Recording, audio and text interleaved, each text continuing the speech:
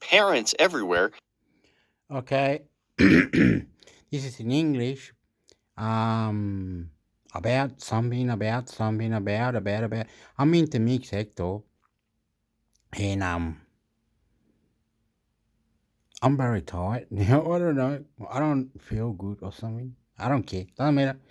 I don't even know what I'm doing. I don't even know what the hell. Anyway, we're going to go forward. There's not much. I don't know. Let's try. Let's go. Human intelligence, and had the computers give them something called the Baby Intuitions Benchmark Test, which is the cutest acronym ever. It's the BIB test. Oh. This test is meant to probe common sense psychology-related answers, but it's specifically designed to quiz both baby and AI alike. So the babies who participated over Zoom watched a series of videos of simple animations of shapes moving across the screen. So think of like an older video game like Legend of Zelda or something, but with shapes instead of people and monsters. The shapes simulated human behavior and decision-making by searching for and retrieving objects all over the screen. As for the AI, the researchers built and trained a set of learning-driven neural network nodes, basically just AI tools that help computers recognize patterns while simulating human intelligence, and had the computers watch the same videos. Okay, so we've taken some data. I think we need a result. Time for the drum roll. Callie, this is your area of expertise. Classic Callie drum roll. I can't do a drum roll. Is your infant smarter than AI? Huh? Okay, yeah, definitely. Oh. So, not to be too anticlimactic here, but infants recognize human-like behavior and motivations much better than AI, even in the simplified actions of an animated shape.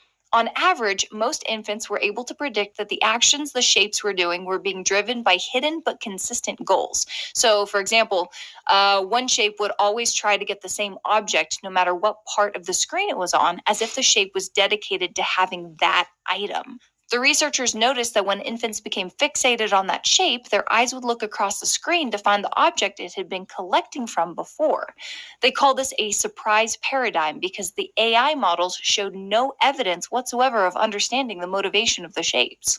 Okay, that's pretty interesting because a human baby's knowledge is limited, and honestly, we can't communicate them that well, so it becomes a bit intangible. And to me, that kind of thinking makes sense as to why they would identify the motivations of a shape. And to me, that kind of thinking makes sense as to why they would identify the motivations of a shape. But why can't AI pick up on those motivations? Okay, to be fair, it's not necessarily true that all artificial intelligence is incapable. This was just one model the team built for this specific study. But the BIB test is considered a state-of-the-art way to measure human intelligence on not only an intellectual level, but a social one. Think about the recent controversy surrounding Bing's OpenAI-powered chatbot. Within 1 day of its existence, users were able to manipulate the bot into revealing classified trade secrets from Microsoft simply by asking, not by hacking, not through any kind of manipulation other than asking the right questions. And it kept doing this until humans had to step in and reprogram the chatbot because it never actually learned how to tell the difference between being manipulated and having a conversation, which most babies do. Okay, that's great news for parents everywhere. But I feel like it's bad news for fans of AI. What's next after this? Okay. If you're scared of AI, you can rest easy knowing that there's no possible way you'll mistake your interactions with AI for humans anytime soon. If you're excited for AI, it's going to take a bit more time for machines to be able to draw upon the core abilities infants have for detecting goals and preferences. But at the rate AI is evolving, who knows? Maybe it will be smarter than an infant one day, but for now, it's not quite human yet. I was thinking a lot the other day about the story we did on magnetic migration, and I wanted to look into how other animals use that ability. And what I found is that there are a lot of animals that display evidence of having a sixth sense. Okay, I hate to do this to you, but that makes a lot of sense. Aha. I'm sorry, please don't fire me. Please explain more. Turns out just a lot of animals can see dead people. It's, yep, made a movie about it. It's great. That's it. That's the story. Yeah. Okay. No, okay. So there were some really interesting results of a recent study led by researchers at the universities of Manchester and Leicester in England, supported by the National Physics Laboratory. And the researchers were studying fruit flies when they discovered that fruit flies have something that might sound a little familiar to you, magnetoreception. I knew it. Flies are X-Men. Yes.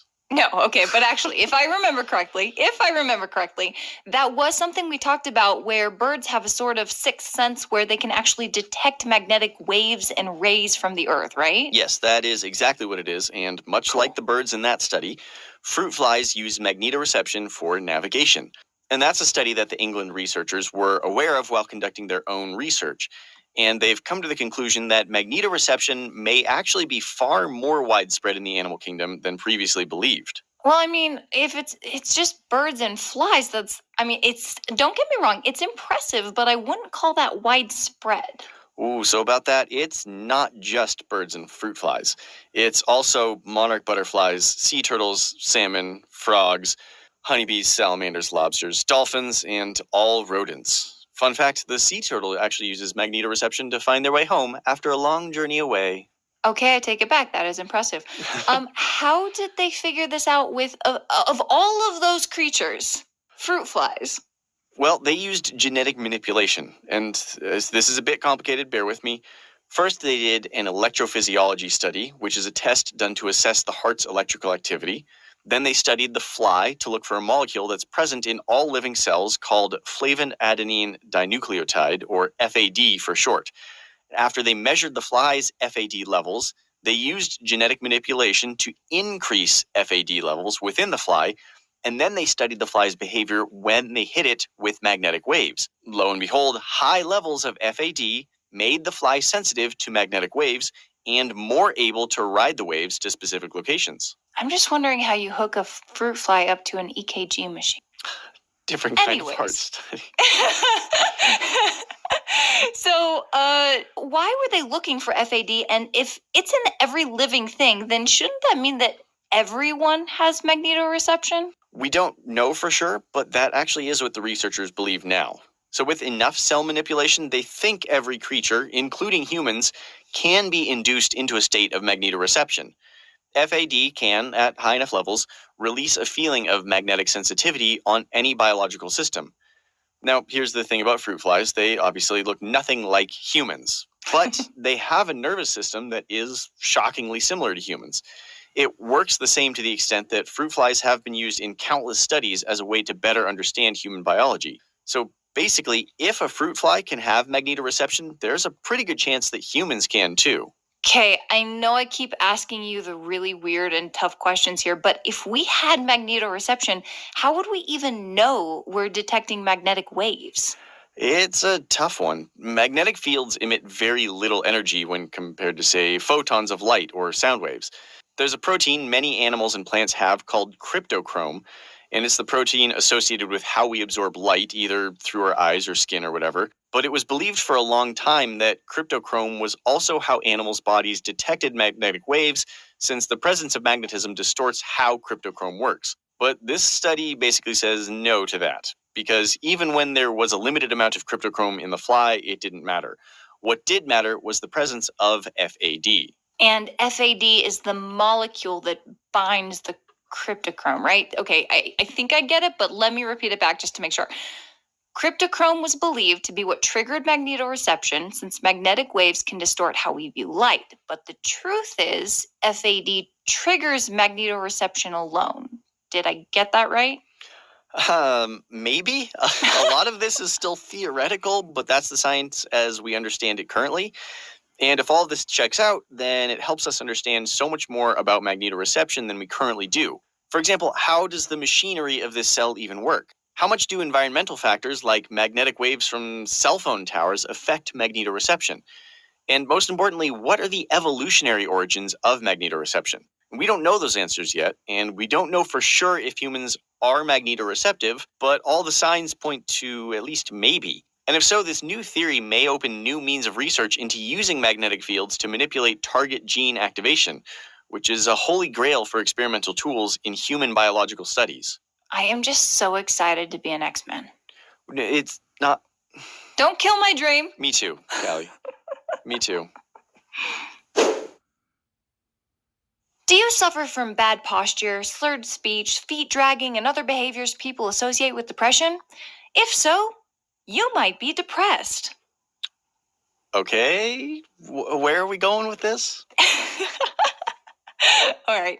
In all seriousness, my point is that most mental health treatments rely on medicine or therapy to help patients, but there's new research that suggests there might be another way to treat mental health, and it has to do with your body. What do you mean by your body? You mean like diet or exercise, surgery, just a brain transplant? I'm gonna need a little bit more than All that. right. Yeah, let me back up and give you some context first. When people think of a depressed person, the first thing they may think of is someone who carries themselves like Eeyore from Winnie the Pooh. What you might not know is that all those things I named in the intro, bad posture, slurred speech, feet dragging, they're all related to something called gross motor functioning, which is movement that involves the largest muscles in the body. So, by thinking of mental health treatments as something that can only be solved psychologically, the question arises, are we doing people suffering from depression and other ailments a disservice by not focusing on ways the body can be treated? That's a question that a team of researchers from Aarhus University in Denmark wanted to answer in a brand new study. Huh. It makes sense that the body would be affected, just like the mind, when it comes to mental illness, especially with the picture you painted of that stereotypical depressed person. But is that more of an observation, or is there real science supporting that idea? Oh, there actually is.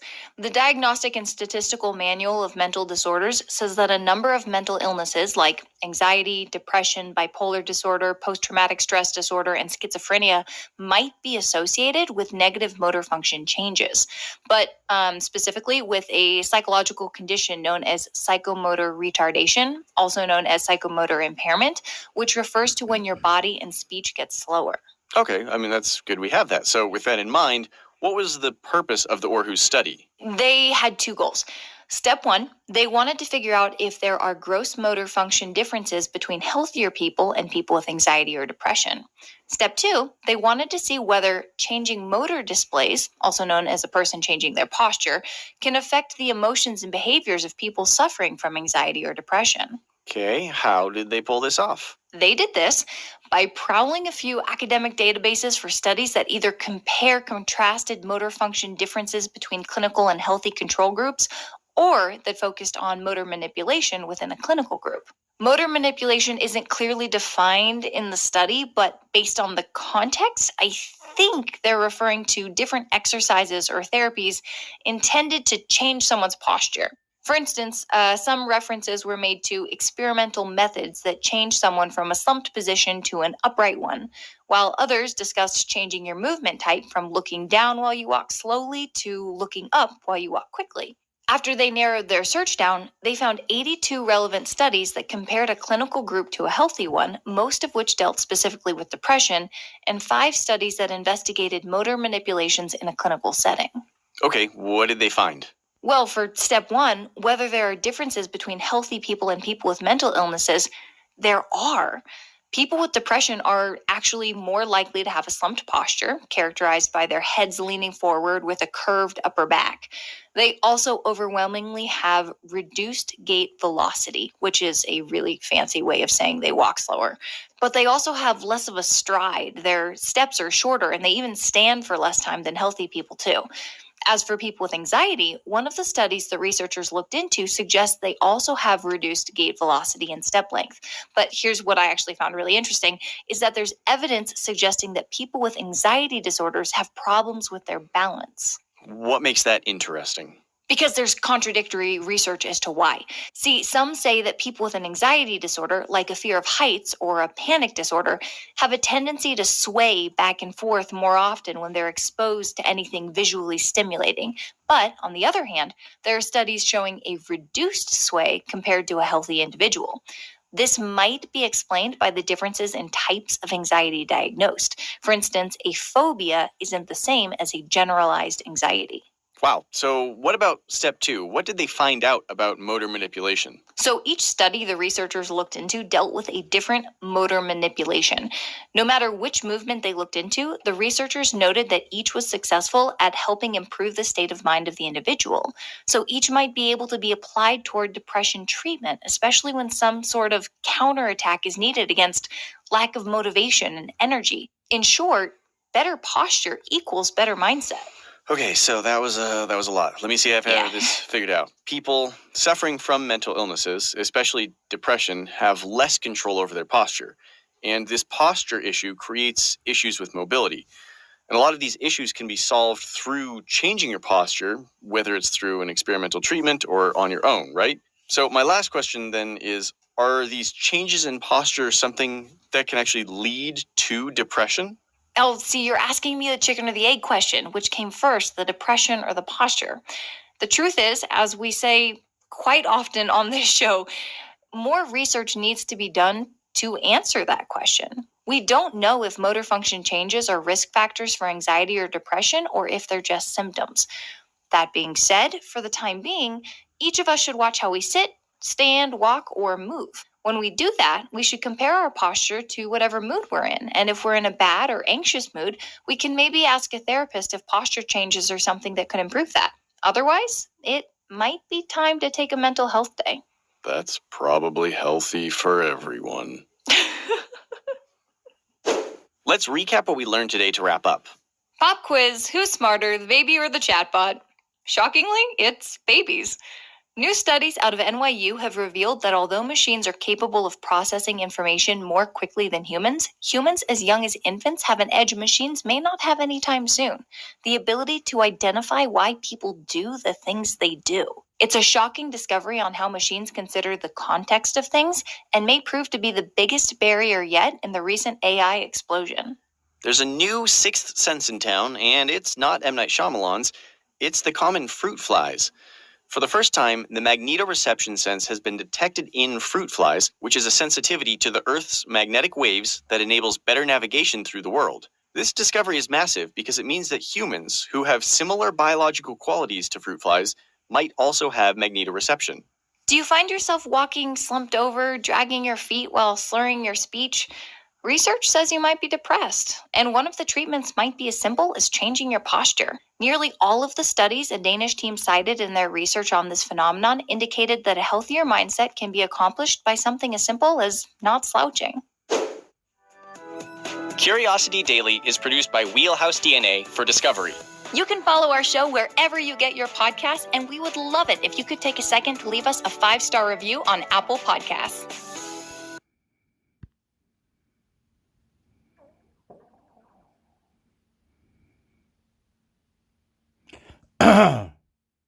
Oh, play, wow.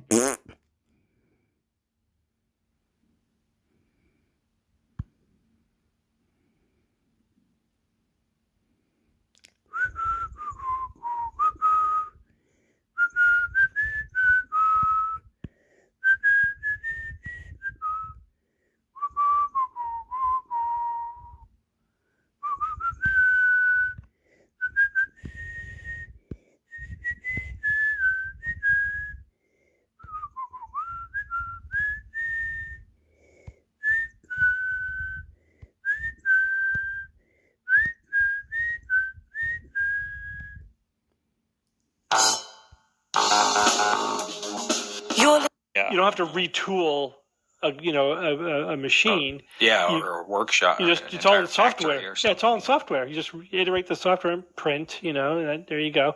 And yeah, it prints out of aluminum powder or aluminum beads, which it then laser melts together into the desired shape. It could create items that are very detailed and very complicated.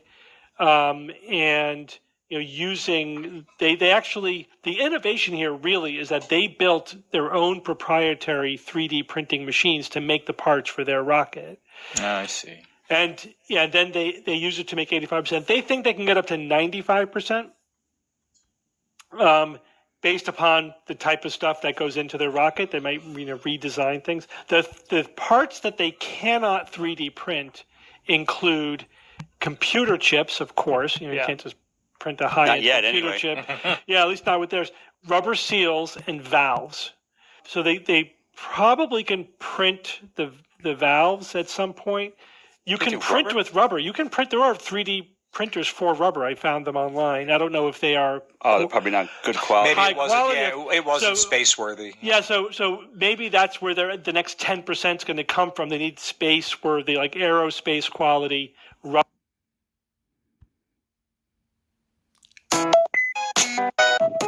Delicious recipes made with fried. You might find it just as vital a tool for staying connected and getting work done. It's built to make work simpler and more connected, not to mention more pleasant. Slack is a productivity platform that connects all your team members together instantly. It's built to help your team with a host of features like huddles for quick check-ins and clips for recording and sharing video. Slack also makes it easy to search and find the right information you need.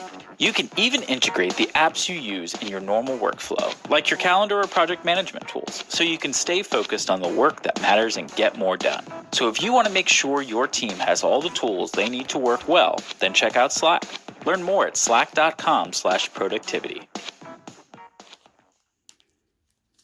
All right, we're back. And as promised, we're going to answer many more hotline questions, all of them much more quickly than the one that we just did. First up, Alex Kranz is here. Hi, Alex. Hi. I bet I know what it's about. There's like two things you come here for, and it's great. And this one's not about Plex, so there's only one possible option. But let's just get to it. We have a question. I believe it is from Andrew. Hi, my name is Andrew. I'm a longtime listener and reader of The Verge, and I'm a law student now. I've been thinking about buying an iPad or potentially an e-ink tablet, but can't seem to decide which might be better for reading and taking notes. So interested to hear some pros and cons. Thanks. Do you see why you're here, Alex? I see why I'm here. So there's two questions here, and we should take them in turn. The first question is, do you buy an iPad or do you buy an e-ink tablet? And then there's going to be the which one question. But let's start with just that breakdown. Should this person buy an iPad or an e-ink tablet?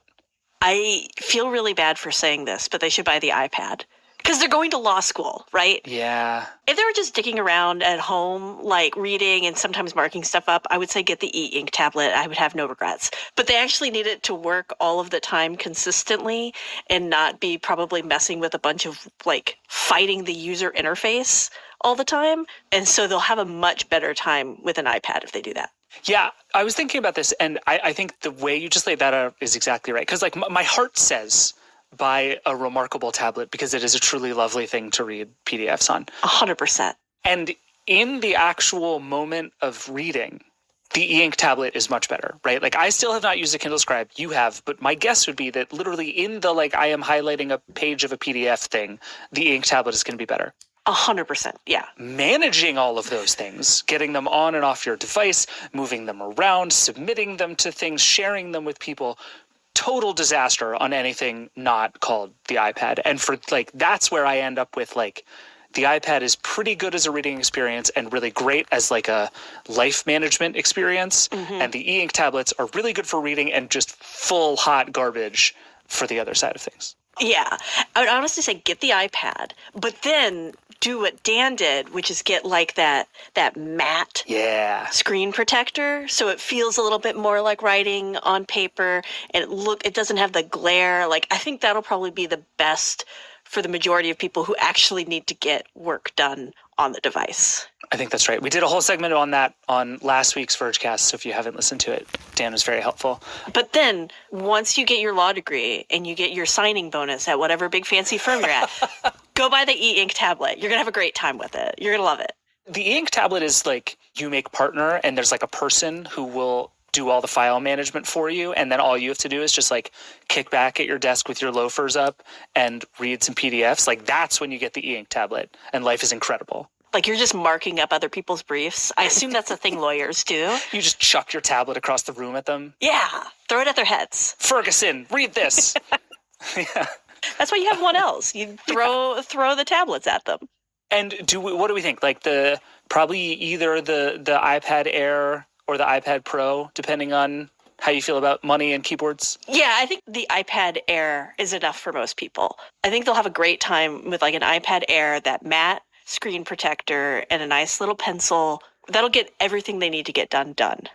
I think that's right.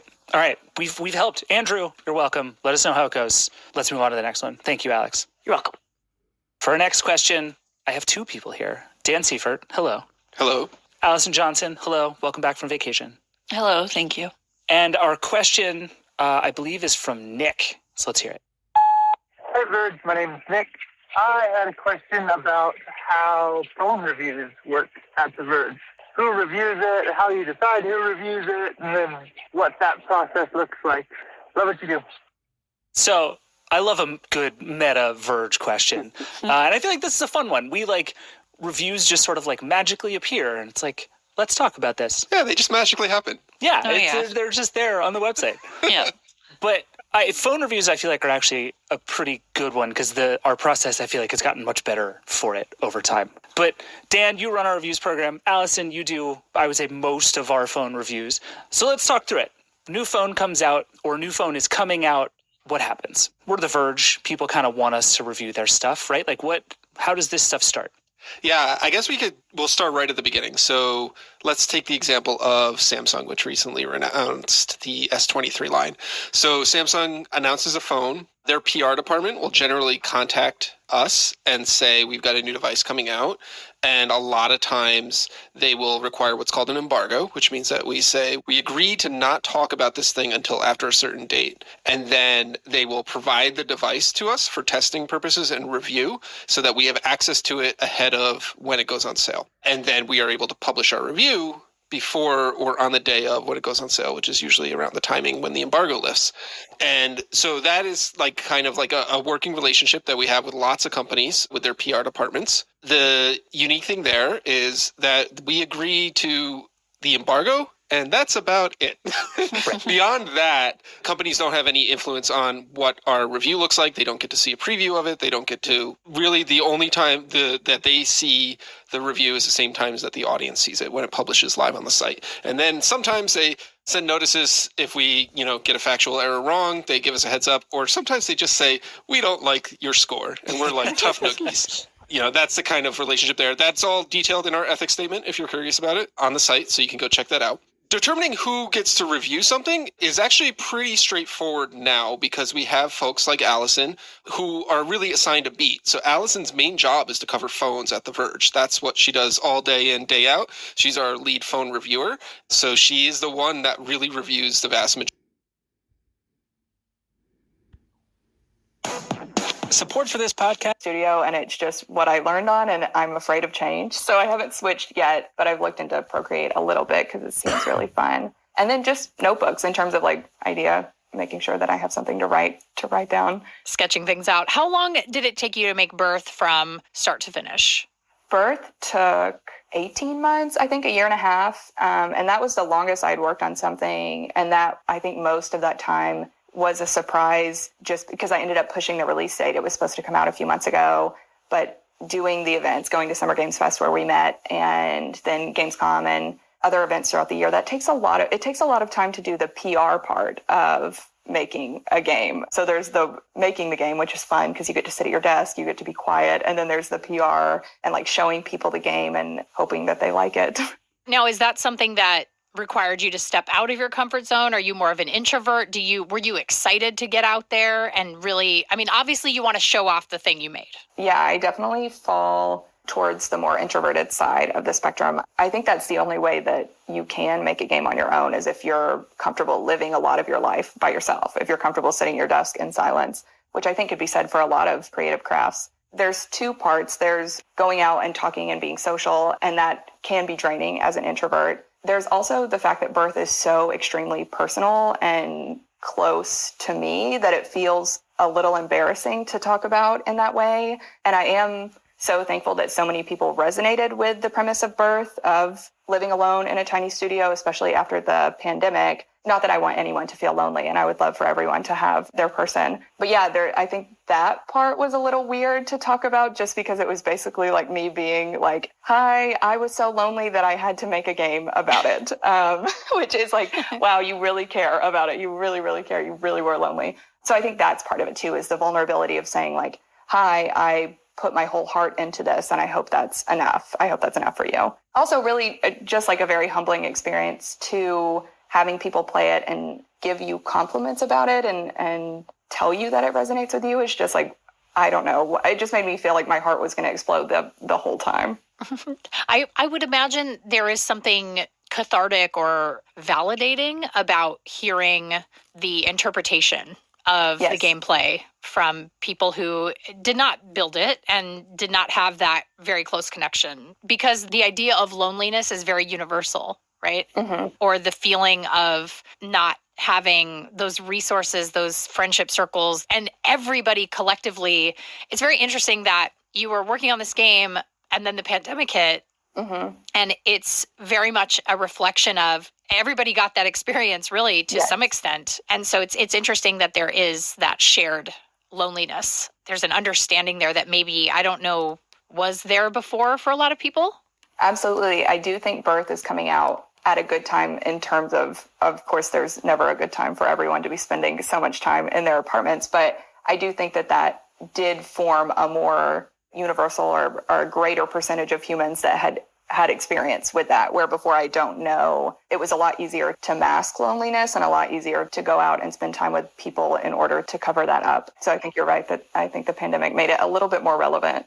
Yeah, I would argue a lot more relevant. Much more relevant. So walk me through what it is like on a typical day for you as a solo game dev. Do you impose crunch on yourself? Like, what is your process?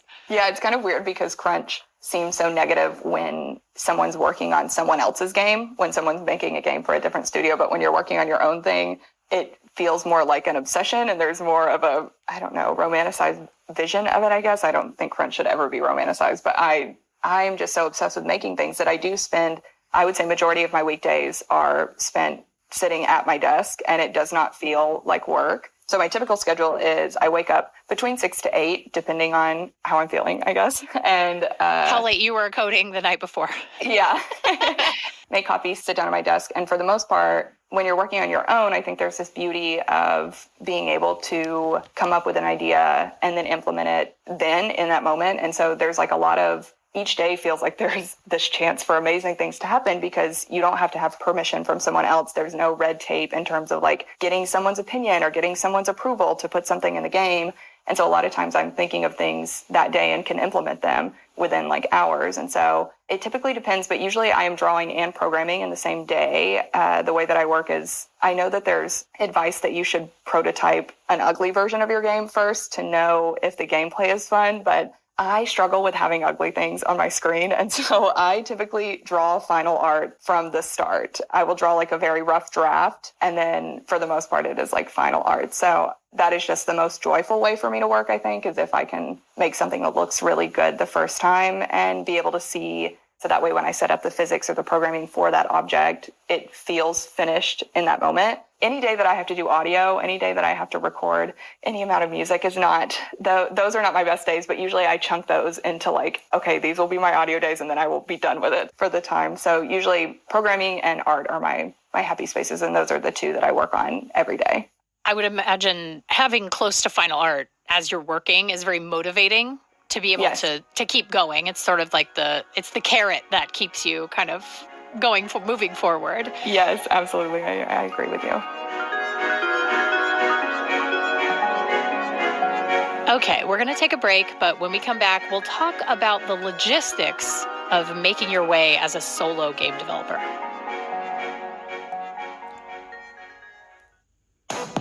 This episode is sponsored by Toyota Crown. Crown's available hybrid max powertrain and It's kind of the top line idea. Go forth, make game. And then once that advance is the proliferation, just the absolute mountain of games that are available on many different platforms and storefronts, it makes it hard for any indie game developer, whether you're a solo.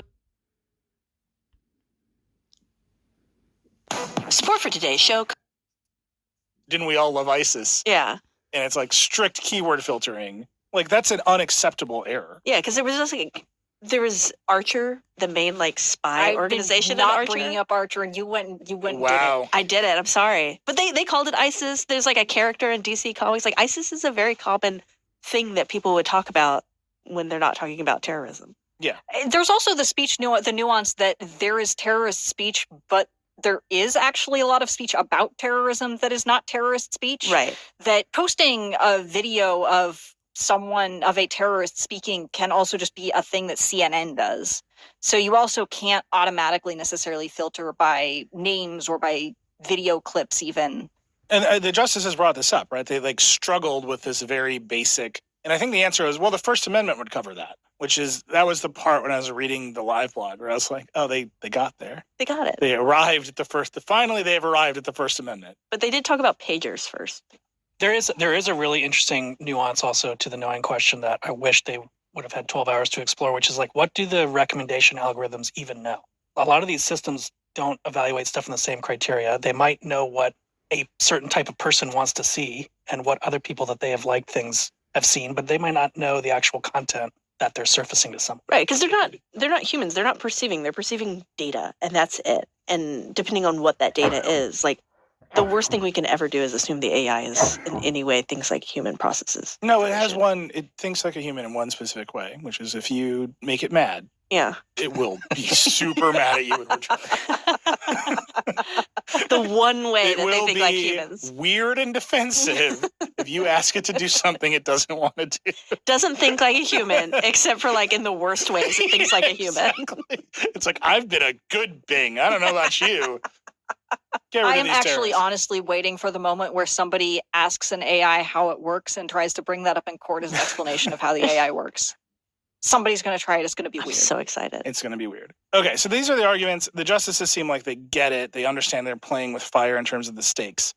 What do you think happens now? Are they going to horse trade between the two cases like you were suggesting, TC? Throw them all out? No one knows, but they did seem to be proposing subtly that they have an escape hatch. So they might just say, forget this. We're going to wait for the really fun one, which is dealing with Texas and Florida and making websites host things that we want them to host. Yeah, Addie, what do you think?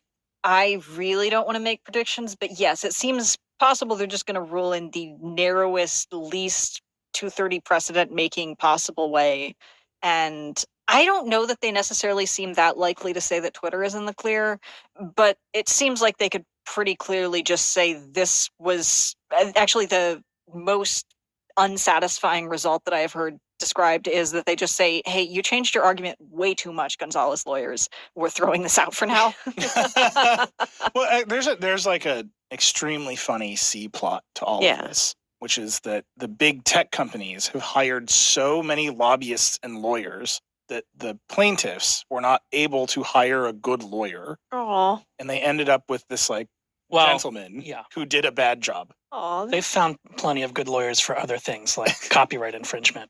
Well, right, but it's just big tech has hired so many of the lawyers in DC that they were all conflicted out of arguing this case for the plaintiffs in both cases. Yeah. So both Tamnay and Gonzalez had the same lawyer, and he was what was left. I don't know how else to say it. He's doing his best. He was the guy he was there. So is the same guy both days? Yeah.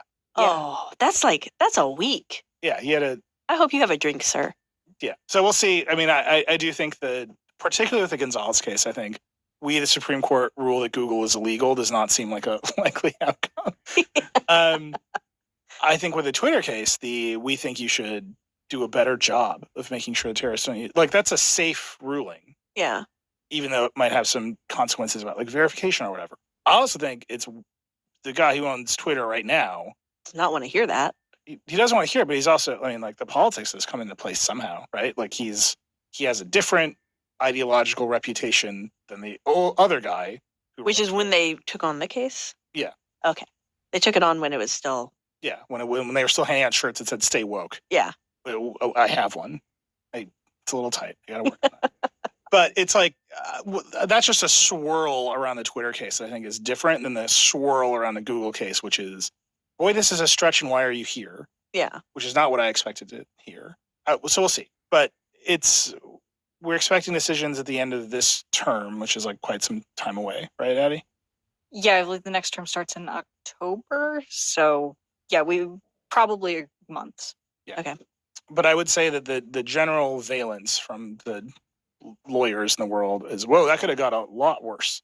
Well, that's good, right? Yeah. We'll see. But yeah, the thing I've heard is clearly they could rule really bad ways down the line, and there are specific subtle ways that we have not talked about here that they could do that, even as part of Gonzalez. But we came out of this much more reassured than we thought we could be. For sure. All right. Thank you, Addie and TC. We got to take a break. You got to go to Hot Pod. I got to go to Brooklyn. Yeah. You got to get in a car. Yeah. Toot toot. I haven't been to Brooklyn in years. It's going to be great. Oh, wow. I used to live there. I'm going to go to one of my old haunts. Gonna go just... I'm going to post one of those TikToks. It's like, I'm back in this. Up to it. Unlock technology is powerful. He's gonna go work on some gross podcast you don't need to worry about. He's over doing Hot Pot. What? Like, there are other kinds? I guess there's so many. How many big charges can one man... He's just an achiever. He's just an overachiever. He wants to get it all done. So yeah, they had a signal group, and it was called it's very easy for prosecutors here because it's called donation processing. Mm-hmm. Great. Go in there for the campaign finance stuff. Yeah. And then you go in there, and it is Bankman-Fried, two unnamed co-conspirators who we can basically say were, folks who have been reported before. Their names are escaping me right now, but the guy who made the Democrat donations and the guy who made the Republican donations. Okay. And they're in there, and there's instances of them agreeing to make donations that Bankman-Fried wanted to make, but he had superseded, the limits of campaign finance. You can only donate to an individual campaign or a PAC so much money every year. Right. And so he had already spent all of the money and needed other people to spend his money for him in order. So, because you can look up everyone's donations on the FEC, FEC.gov. And so they did that, and they found evidence of that being coordinated. And it's very funny. You were really excited about it. No, I just love these indictments from the Justice Department because they're kind of silly to read. Yeah. Because it's like encrypted messaging app Signal, right? Like it feels like so suspicious where it's like something we all use every day. Yeah. But yeah, so they saw that. You look at this one thing. There was one instance where Bankman-Fried, SBF, asked who's assumingly like the Democratic spender, for his name to make at least like a $1 million donation to a pro-LGBT PAC. Okay. And it was so ridiculous because apparently there was like a political, consultant or something in there and told that guy, in general, you being the center-left face of our spending will mean you giving a lot of woke curse word to... You can say shit. Okay, I can say shit. Yeah, you can say shit on the Vergecast. I'm quoting someone else. I'm not cursing. I would never. Never. No, that's wrong. So yeah, in general, you being the center left face of our spending will mean you giving a lot of woke shit for transactional purposes, which is so blatantly, I don't know. It's not what SBF was ever painted as. He was always the boy wonder who's going to change the world.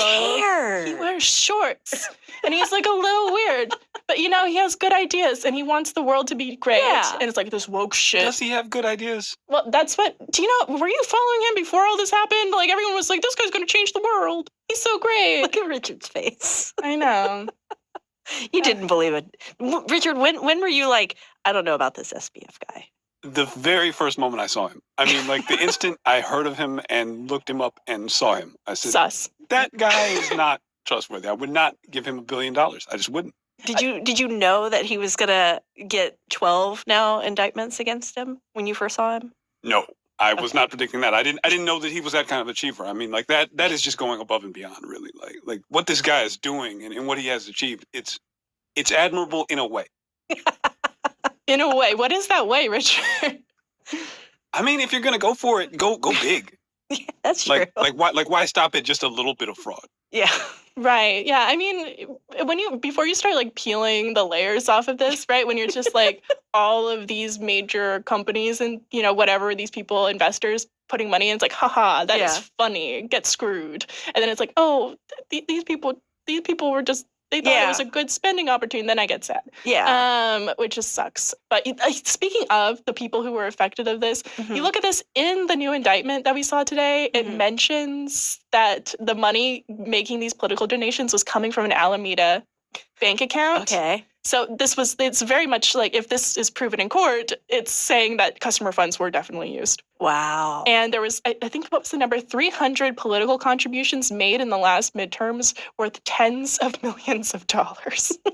So he probably affected the election in the midterms. And that's the nuts money. That's the nuts thing about this, because you can't, you do a straw donor scheme because you don't want, and then of course you don't want to mask. You want to mask who you are, how much money you're spending. You have all these other people that you're doing that with, but then like the Republican donations, he called them. There was a interview with Tiffany Fong a couple months ago, who I think she's just like a freelance journalist who reports on crypto, and she had interviewed SBF, and he was like, "Oh, all my Republican donations were dark."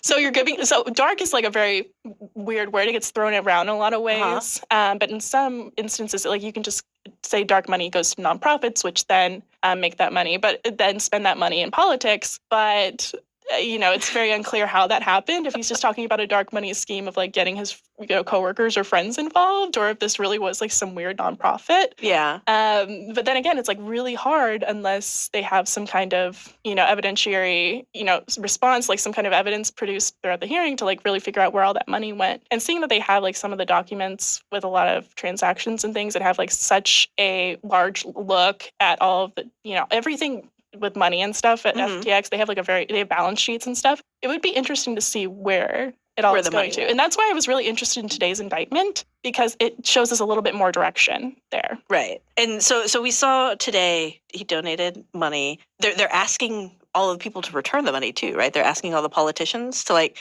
give it back. Yeah. So once this SBF guy was indicted, I automatically was like, oh God, what happens to the money? Because for the most part, when you're a political campaign, you're spending that. Yeah, you are getting that out the door. You have a deadline, and that's election day, and you want to win, right? So like that money gone. Yeah. And so you look at, I think it was like the Democratic National Committee, their Senate arm, and a congressional House arm said that they were going to be returning the money. The process is very weird, where they have to like wait through certain processes for clawback or whatever. But they said, together they're going to return $1 million. Could this bankrupt any PACs who have to like return money? That would be nuts. Because I'm remembering, what was it? I had just recently watched that Madoff documentary, like going through all of that and like trying to claw back that money. Yeah. And a lot of times like it was money for just people who were saving for retirement or whatever. There was also like large investors and people like that. And even then, in a case so public facing like that really affected the entire, right. just like the entire financial system. Clawing back money from that was ridiculously hard. So I don't think it would bankrupt anyone, but I do think that in many ways the new FTX management wants to make customers whole as much as they can. But like when it comes to political spending, that's already gone. That's already gone through so many hands from SBF to his co-conspirator to the PAC, the campaign, and the campaign to an advertising company, payroll maybe, all kinds of things like that. So it's very hard to figure out, what exactly. Have we seen this kind of stuff happen before where there was like a big fraud like that and then they have to like be like, hey, everybody give the money back? In political finance? Yeah. I think there was one instance of it, but it's always, I forget who the candidate was and for what race it was. So this is very hard. but what happened, it's like an organizing between people on the campaign and campaign staffers. Okay. So like a candidate or someone on the campaign tells a certain staffer, directs that to get the money there. It's never I've never seen something where it's like an outside third party. Yeah. So this is like, this is big and a big deal, not just because he went for broke, he got his 12 indictments, but also because that's a lot of money in the campaign finance world that now is being asked for back and probably isn't going to come back. Yeah. I mean, I think, what was it? I think the FTX folks wanted, what was, oh my gosh, that was the funny thing, is that they were sending confidential messages to the campaigns being like, hey, can we have this money back? Before they got indicted? That was just earlier this year. No. So this was just like. So this was like recently, like the government was like, yo, can you Venmo me? Yeah, well, yeah. Or was that the new CEO of FTX? It's the new CEO. It's like the new FTX. Jay, I can't remember, Jay Jonah Ray or something like that. John Ray. Yeah. John Ray. Yes. So he's not Spider-Man's fault. He's out there like on his own Signal chat to campaign. I guess. Being like, can I get that back? Hey, can you get that back to me? Because what it is, it's like, it says, I'm looking at the CNN article. It says and other recipients, so the PACs and everything, to claw back assets to repay the company's estimated 1 million creditors. So maybe just creditors. Oh, wow. And this is what happens too in these big cases. Because if you look at the Madoff case as well, a lot of that money ended up going to, creditors and large investors instead of like those people who maybe just had like the people who were just really passionate about the FTX mission and everything SBF was saying. If only they'd had Richard as their financial advisor. Well, no, you would have put what crypto would you have put it all into instead? My own, obviously. RJCC coin is minting soon. And, if you message me, I can get you in early for the pre-mint, for the pre-mint, and then the post-mint. That's the only way you can win, is to mint your own coin. Yeah. I love this for you, Richard. You got this. Oh, my gosh. 2023 is my big crypto year. Who's going to be like your brand ambassador? I haven't decided. All the F1 teams are out on crypto now. All the NBA teams are out on crypto. You're in late. You get Tom. Yeah. Brady needs some extra money now. Well, he's got a divorce to pay for. I think he's had enough. We'll find someone else. We'll find some NFL quarterback who's out of a job. What's Johnny Manziel doing? You know what I love? Did you hear about Shaquille O'Neal? Like, he was not going to... He's in all the commercials. Like, he's in the general... Like, that man is on everything. But he was like, I'm not going to do crypto. I don't understand how that works. It sounds like a scam. I love that for Shaq. Like, the one ad... I wish more people had done that. Said, I don't know how this works. It means I probably shouldn't get involved. Right. Oh, my gosh. Shaq was onto something. Yeah, everyone listen to Shaq. You should actually. I think one of the things in here that kind of jumped out to me, what exactly was he hoping to get out of all these donations and making these donations secretly? Like, was he just like, I really want these people to be elected? Did he think that he could get favors back once they were in, or is there any kind of clear word on that? So this would have been, oh my gosh, at least 6 months ago, but I think I interviewed someone at his spending arm or something. I forget what the organization was called. And because he was pretty open about spending this money. Oh yeah. Before he was very open about the Democratic spending. Republican. Yeah, not the Republican spending. And he was, I guess we didn't really know, you know what I mean? We had like certain numbers. I think at the time it was like, I don't know, it wasn't an illegal amount. Yeah. And now tens of millions of dollars, I can't even say it, spent, that is definitely illegal, especially. So he did not want to be seen on the Republican stuff. He wanted to be looking at like this progressive, cool guy who, just had the best. Just cared. Wait, what was it? He was pandemic preparedness is what he said it was. But if you look at the people, the kind of candidates who he supported, they're very like friendly to crypto. Yeah. Representative Maxwell Frost, who is the junior congressman from Florida now, like he's the first Gen Z congressman. He took some money.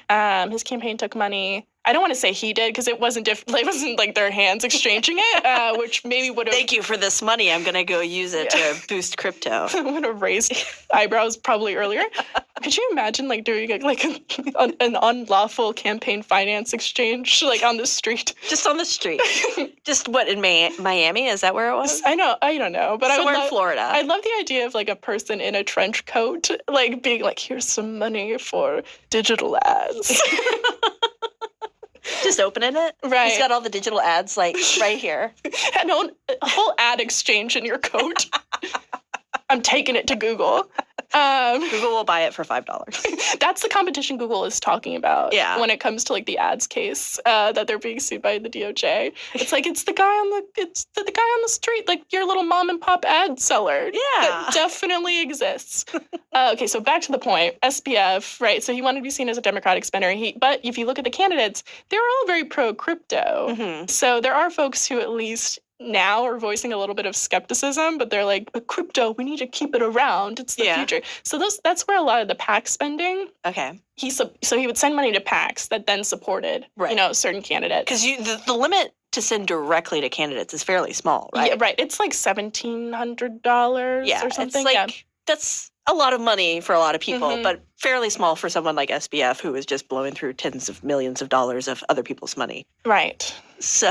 Oh my goodness. So he'd take this money, he'd take it to the PACs, and then he would talk with his Republican guy and his Democrat guy, and they would like then see the money go from the PACs elsewhere. Right. So it's very easy when you can like people, this is like so hard for people who don't cover this or like pay very close Explain attention. it to me. So there are PACs, political action groups. Yeah. Political action committees. And what they do is they're very public about who they endorse. Right. And the candidates they like to endorse. So if you want to give money to a PAC, which can receive much larger amount of money than a campaign can, you find the people who have endorsed the folks that you like. So this PAC, they didn't name it in the indictment, had supported a candidate that SBF liked. So he gives a bunch of money through this unnamed co-conspirator to the PAC, which then will probably, what does a PAC do? A PAC runs ads, a PAC does, whatever they want to do to help support, the slate of candidates that they want. So that's how that would get there. They would also donate directly to campaigns, but of course that is always going to be a smaller amount of money. Okay. At least when it's tied back to an individual person. If we're looking at, they named 2 co-conspirators. I don't know if there were more. It sounded like the indictment said SBF was in this group chat, 2 the unnamed co-conspirators, and others. So I don't know who the others are. Are we going to get more of the Signal chat? Could you imagine a slow leak before trial? God, that would be. That's what. Look at Richard's face. Richard wants that more than anything in the world. I want to read those messages. If I was a prosecutor prosecuting, what is this? This case is supposed to come up later this year, right, Richard? That is the idea, I think. Yes. Yeah, it's supposed to come up later this year. And could you imagine, like, the slow leak? Oh my God, I'm already thinking about it. Richard's like pre-writing blogs right now, already in anticipation. Some reporter gets like a screenshot of the signal, and everyone's like, oh, "How awful!" It's gonna be great. Yeah, and oh my gosh, that's gonna happen. Verge prediction, Verge McKenna Kelly prediction here. I'm very excited for the slow leak of Signal messages. And I think that's something that, maybe people should be aware of. Look, maybe you aren't running an international fraud worth billions of dollars, but if you are sending and receiving Signal messages, especially if you're in a group chat, the messages are encrypted end to end, so they can't be intercepted and decrypted on the way. However, if someone like the FBI gets a hold of your friend's phone, they can just see what's in the chat. You set up those disappearing ones. Like even Instagram now is like, do you want to disappear this message? And I'm like, I do. No one needs to know how stupid I was at 2 a.m. Right. You don't need to write everything down. You can just talk with your voices, perhaps, and not into microphones like these that we're talking Tips right to now. avoid indictments with Richard. RJCC coin is satire, just for any agents listening. Oh my gosh. Don't speak into a live microphone when committing crimes. Don't go and talk to, what was it, the New York Times?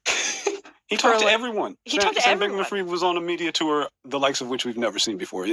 I love it. Did that come up in the indictment? What were the other, was there any other big news that came out of this indictment? Let me think. Well, I think one of the things that I was looking at that I thought was really interesting was kind of how they broke down how the customer deposits came in, and he was using like personal bank accounts because his business couldn't get a bank account. It's all so messy. And he was like getting bank accounts under different names of different companies that he was like making up. Seems legit.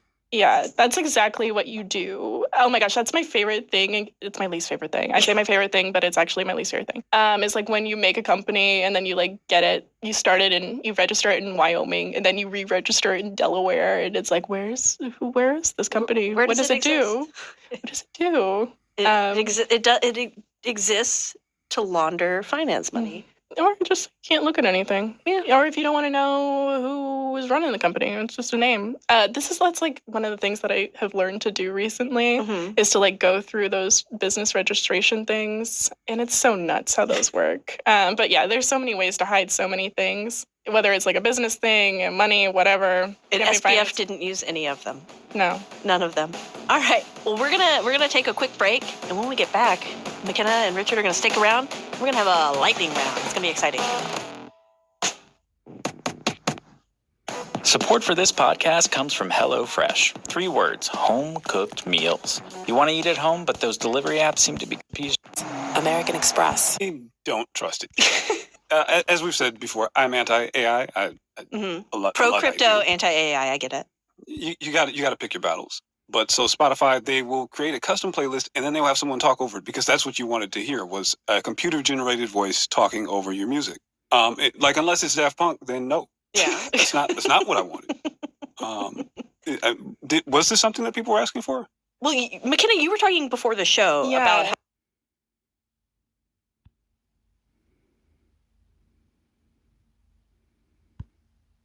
Hi, I'm David Eagleman. I have sorts of stuff that's useful in circuits, but like the basic ones are things like being a way to direct electricity so that it flows along a specific path, or to act as a switch to stop electricity from passing through certain places, to being able to amplify a weak signal into a stronger signal. Transistors would replace things that were much larger components, like vacuum tubes. So this meant that the transistor would make it possible to miniaturize components and create integrated electronics. So this is what allowed for the era of miniaturization. When you hear of things like a transistor radio that was based upon this technology, and it meant that a radio no longer had to be like a piece of furniture that was, large and had to sit either on top of a table, or heck, it might have been its own cabinet in the old radio days, to something that you could fit in your pocket. That would be what transistors would make possible, and it would transform the technological world. So William Shockley, his team, developed the very first transistor, and his research served as sort of the foundation for this work. But it was actually two of his lab techs, two of his employees, who did the actual building. It was John Bardeen and Walter Brattain, two of Shockley's team, who created the first working transistor.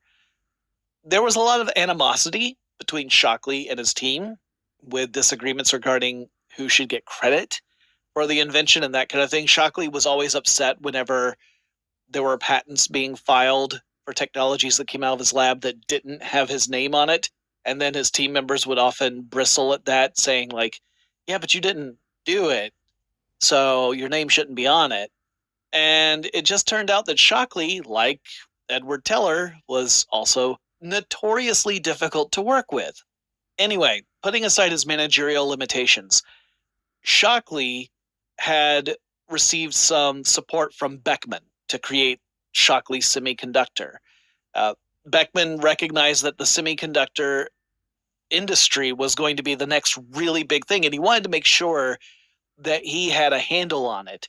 So he felt that it was important to have Shockley be able to establish his own company, although he had some reservations about Shockley's ability to lead people. It turns out those reservations were well-founded. One thing Shockley did have, though, was a really good eye for talent. He started to recruit very bright prospects. Folks fresh out of postgraduate studies who were on the cutting edge of scientific research were among the top candidates. One person he had his eye on was Gordon Moore. Gordon Moore was someone that Shockley approached during a meeting of the American Physical Society. So he actually recruited Moore in person. In other cases, he reached out to various West Coast postgraduates, and in a few cases, he actually got attention by running advertising in the Northeast, because at the time, the semiconductor transistor world was sort of coalescing in the New York area. That's where Bell Labs was located. So that was a challenge, because Shockley was locating his lab on the West Coast. So to attract more talent, he actually ran essentially classified ads in newspapers in the Northeast to attract people. And so this initial group came together to become the first team at Shockley Semiconductor. All right, I've got more to say about what happened over at Shockley and how Moore's career would go from there. But before we get to that, let's take a quick break.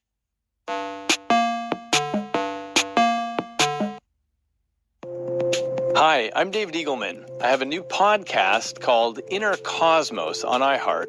I'm a neuroscientist and an author at Stanford University, and I've spent my career exploring the 3-pound universe in our heads. On my new podcast, I'm going to explore the relationship between our brains and our experiences by tackling unusual questions so we can better understand our lives and our realities. Like, does time really run in slow motion when you're in a car accident?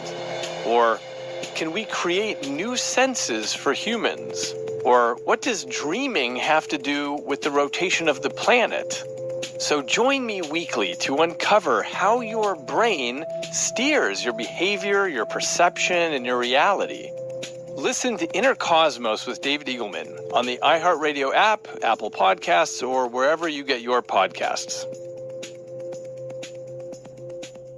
Hi, I'm Rosie O'Donnell, and I've got a new podcast called Onward with me, Rosie O'Donnell, on iHeart. I'm 60 years old now. Believe that? Yes, it's the truth. So I figure 2/3 of my life are done. Mysterious way. The Manitowoc Caves. Tips on how to become a better version of yourself. The old saying. Brett, you are, like a preeminent researcher in your field, you are going to be insulted if your employer says, well, let me just send this off to a competitor to double check your numbers. Shockley also insisted on testing each person with psychological analysis before hiring them on, which, Gordon Moore had already gone through when he had applied for Dow Chemical. William Shockley also allegedly planned to force his entire team to submit to a lie detector test at one point, but because everyone objected to it, he let it drop. And I know that I talk a lot about demanding bosses in tech, folks like Tim Cook or Elon Musk, who would demand that employees return to the office. But honestly, when you look at what William Shockley did, they ain't got nothing on him. So anyway, Gordon Moore had joined Shockley Semiconductor in 1956. Listen to Inner Cosmos with David Eagleman. Horror. The truth. And I remain in.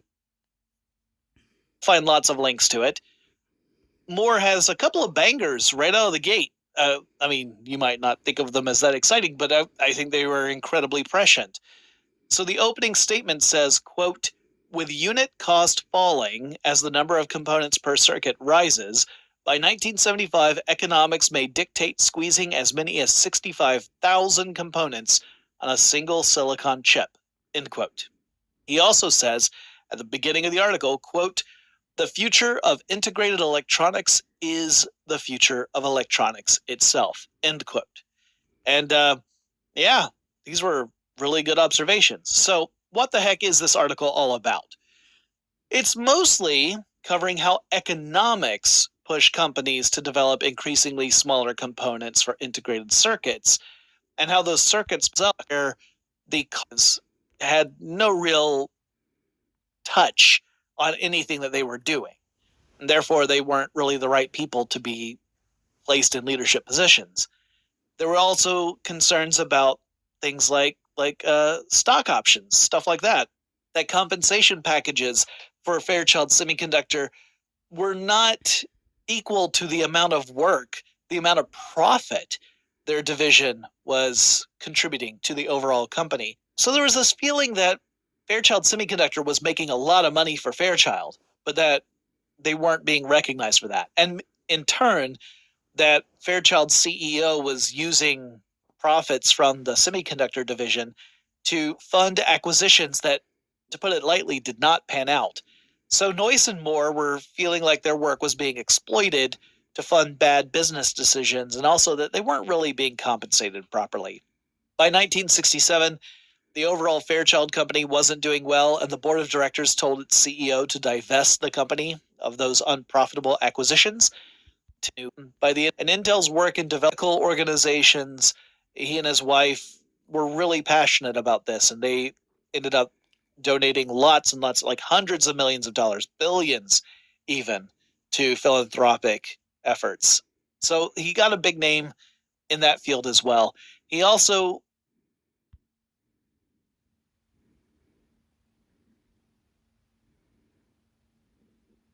Hi, I'm David Eagleman. I have a new I don't know if Apple requires you to tap in and out.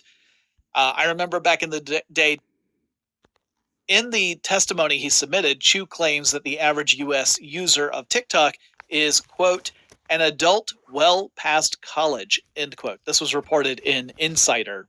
The Insider piece also cites a sales presentation within TikTok that leaked in 2021 and said that around 17% of users were between the ages of 13 and 17, and 42% were between 18 to 24. And you might think, well, why does this even matter? Well, Some of the arguments that politicians have made against TikTok focus on how the app can promote harmful messages, particularly to younger users, and that this can range from misinformation to glorifying self-harm to encouraging people to participate in dangerous viral challenges. Now, I suppose if TikTok were to say, but the people who use our app are actually older than that it's not that many kids, it's mostly adults, that I suppose removes a tiny bit of the oomph behind the argument that TikTok is bad for kids. But I mean, if it is true, then that is super bad news for Meta, because for the last couple of years, Meta has looked at platforms like TikTok and also to others like Snapchat as dangerous competition. That's where the young people were going to instead of to Meta. And meanwhile, Meta's user base is aging, but there are fewer young people coming in, which is bad for long-term success for the platform. But if it turns out that TikTok is not the place where young people are going, then who the heck is Meta going to copy in order to try and get those users?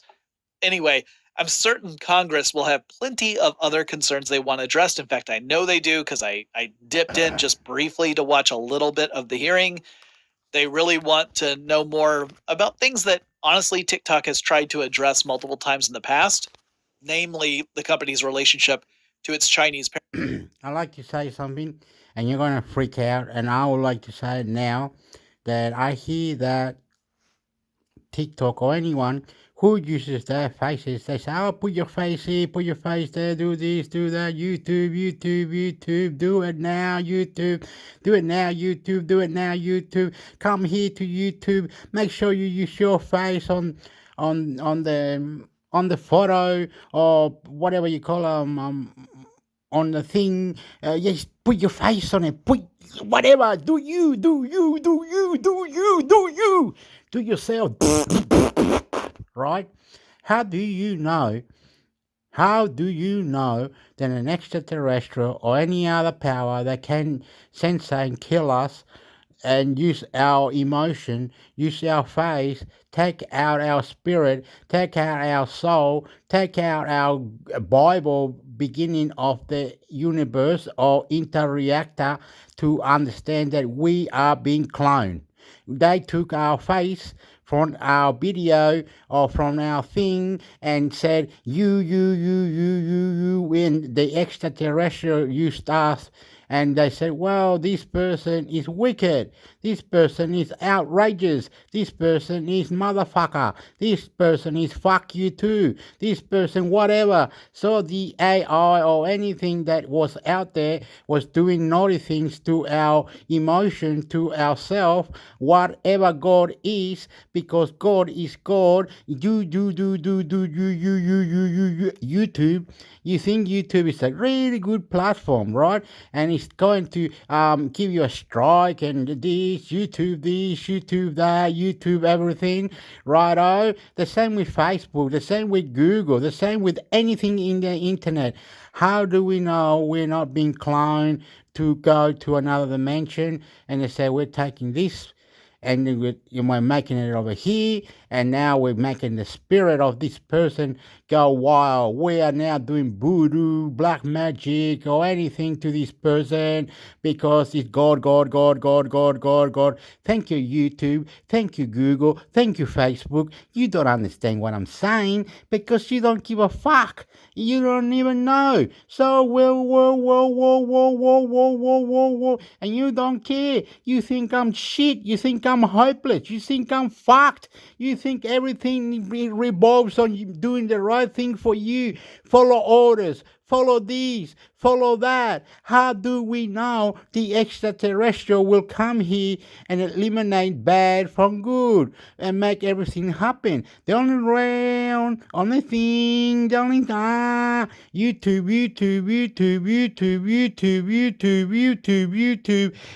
Facebook, Google, Twitter. The whole lot is manipulated by extraterrestrial and other gods who are listening to you. So when you go to see God, or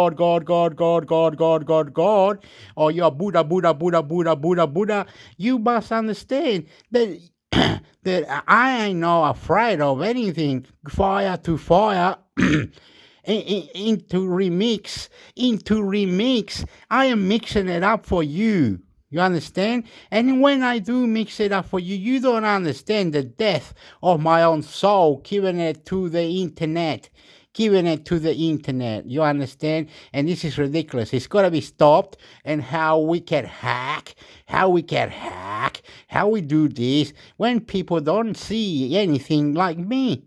I see these things when I go to sleep, when I walk, when I see pretty people, when I see everyone around. I'm so beautiful to everybody. But when I look up in the sky and I say, what's going on after those clouds? Why aren't we seeing the third dimension? Why don't we know what's going to happen before us? Why don't we know that I wasn't... Oh, boom! I crashed into the traffic light. Why did I crash into the traffic light? Wasn't there something to alert me that I was going to do wrong right now? Wasn't there something that No, because the extraterrestrial will come and look at me.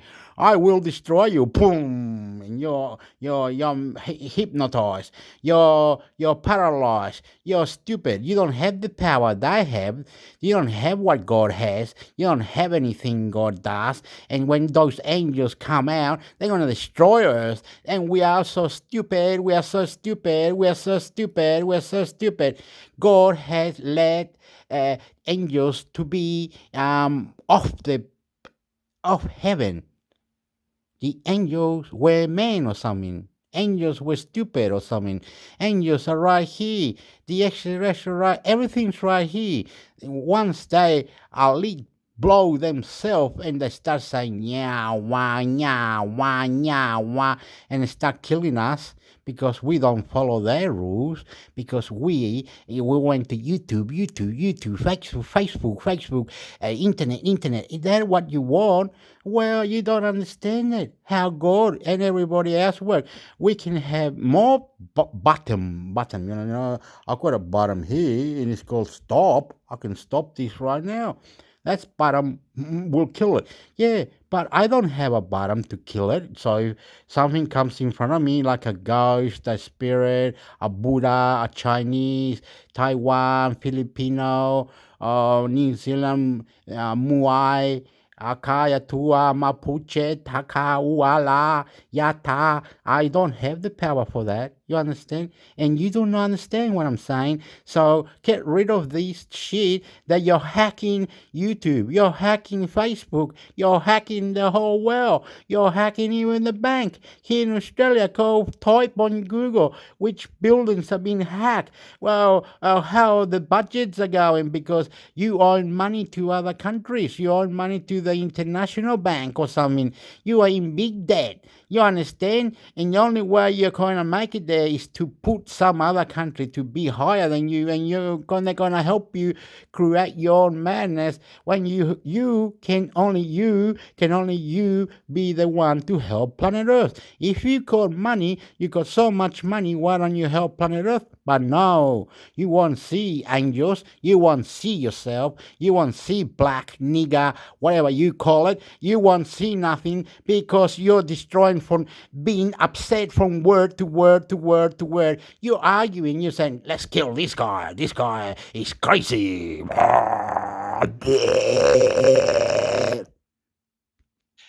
They really want to know more about things that, honestly, TikTok has tried to address multiple times in the past, namely the company's relationship to its Chinese parent company, ByteDance, and then ByteDance's obligations to the Chinese government, and whether or not TikTok is actually keeping safe, private information and that kind of stuff, or if it's just acting as a data siphon for China. Again, TikTok reps repeatedly have said that they have taken steps to prevent that kind of stuff from happening, but those excuses or reasons, however you want to look at it, continue to raise skepticism in U.S. government quarters. It's a complicated thing, and I'm sure I'll talk more about this probably. And you United States, and you China, and you German, you bloody European Union, European Parliament, American, South America, Central America, Australia, Pacific, South Pacific, the whole planet Earth are going to have to understand that we need technology to protect yourself.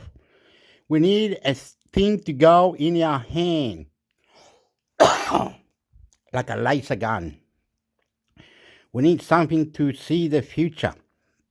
So we need a chip in our brain. We need a chip in our arm. If you can prove to us it does something forward, so we know where we're at, how we're doing it, so we don't crash into the light, we don't crash into the traffic light, we don't crash into a car, we don't die tomorrow. We got to quit this smoking cigarettes. We're going to be more healthy, be more understanding, be more powerful, be better than that. You stop your bullshit, you stop your crap.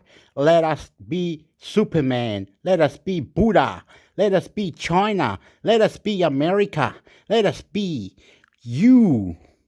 Why you can do you, but we can't do you do you. You understand? You make the microchip, you make everything. Why can't we make something and we do it? You understand? Why do you kill the person that makes electric car? Why do you kill whoever it is that did something intelligent? Why do you do that? Is it funny that to kill the people who are clever? Is it funny that people die? Is it funny we don't live for 200 years? Is it God putting the angels, God doing this, God doing that? Who you blaming? You understand? On the name of Jesus Christ that died for us on the cross. You understand? We are easy to be killed. We do not know how to go out of space. We need a suit. We need a rocket. We need to prepare ourselves 150%, even more, to go out and eat food. How to do that, how to do this, how to do everything.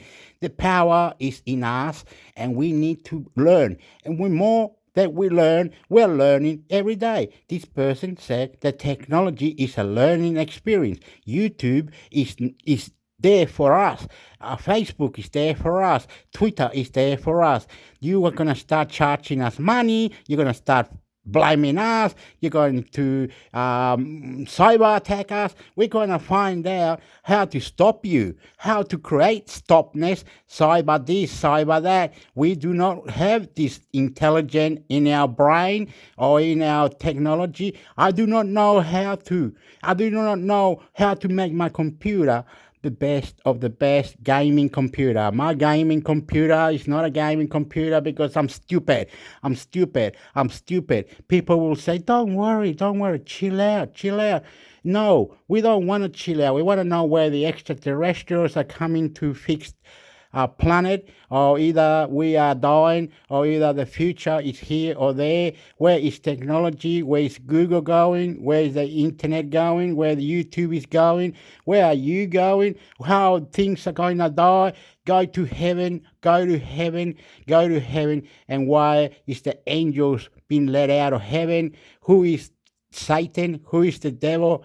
Are they manipulating our photos? Are they manipulating ourselves? Are they manipulating technology? Who is who? Why do we have to die? Sad that people on earth don't have a proper country to create their own computers, to create their own things, to do what they need to do. Lower majority of countries who don't have that money, and you are seeing every country fight for their own self because the economics of that country did not change their money, did not change their language because they were too scared, they're too stupid, they're dumb, crazy, stupid.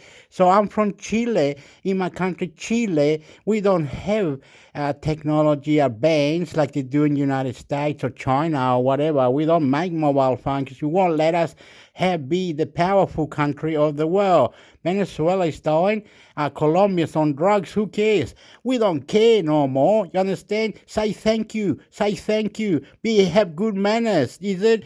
God is watching us. Extraterrestrial, the whole planet, universe. We need to explore. To get out of here, you must go out of a rocket. And that's what they're saying. We're seeing on telly that we get out of a rocket. I see a lady from the Philippines. She was telling me things about, oh, you see this mobile phone, very good mobile phone.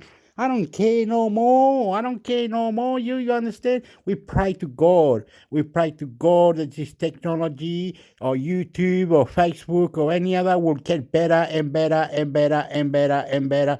Praise to God that we are here telling you good shit. We are here crying for our destiny and our ancestors that died before us. Continue to raise skepticism in U.S. government quarters. Yeah, it's a complicated thing, and I'm sure I'll talk more about this probably next week when we have heard all the outcomes of this hearing. ABC News reports that the U.S. Securities and Exchange Commission, or SEC, is going after Justin Sun, a cryptocurrency company founder who the SEC claims was transferring large amounts of specific cryptocurrency tokens back and forth between two different wallets that he owned. So they were both his wallets, and he was... Okay, I don't care now. I heard it, the word token. Explain it to me, God. Explain it to me, God. What is token? What are you doing? Token. Are you going to token YouTube? Are you going to token this? Are you going to token that?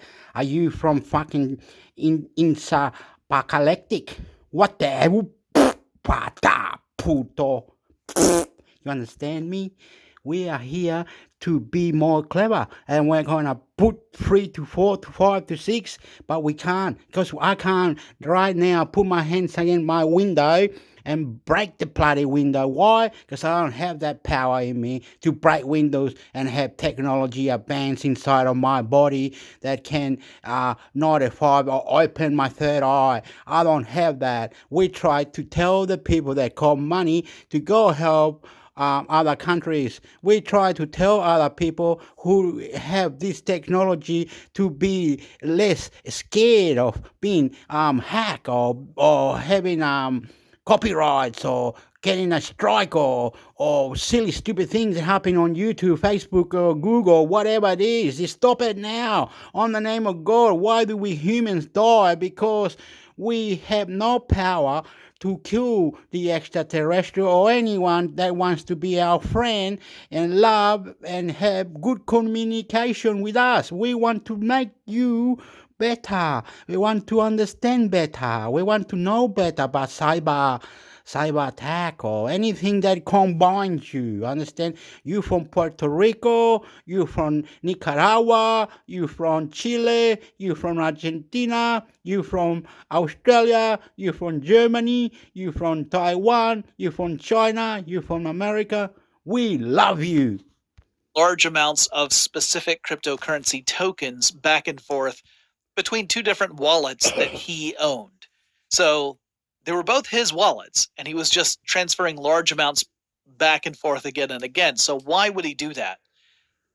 Well, according to the SEC, it was an effort to inflate the trading volume of the tokens, but to do so artificially. So in other words, if someone from the outside's looking in says, oh, wow, these tokens are being traded back and forth a lot. This is actually being actively used as a currency. That helps stabilize the value of the tokens because people have a confidence in that token for it to hold on to that value if in fact it's being actively used and not just hoarded or sold off.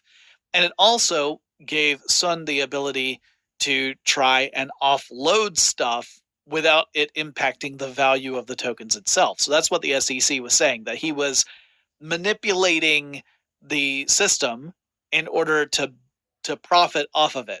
He was fixing the game, in other words. There's another charge as well that Sun enlisted the help of celebrities to endorse these various cryptocurrency tokens, but there was no attempt to divulge the fact that they were being paid to do this. So, in other words, the celebrities were coming across as if they had just personally researched this cryptocurrency and that they were engaged with it on their own and they were promoting it because they thought it was really cool, as opposed to, hey, I've partnered with such and such and they make this thing and you should check it out, right? So there are very specific rules that are in place for endorsements. You have to divulge the relationship you have with a sponsor if you are an endorser.